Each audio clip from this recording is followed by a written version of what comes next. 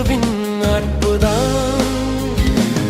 இது என்ன அற்புதம், இது என்ன அற்புதம், இது இயேசுவின் அற்புதம். பெரும் காற்று வீசிட்டாலும் கடல் கொந்தளித்திட்டாலும், பெரும் காற்று வீசிட்டாலும் கடல் கொந்தளித்திட்டாலும், இயேசுவை விசுவாசித்திடு அற்புதம் நடந்துவிடும்.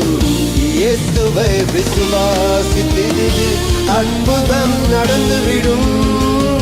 இது என்ன அற்புதம், இது என்ன அற்புதம், இது இயேசுவின் அற்புதம்.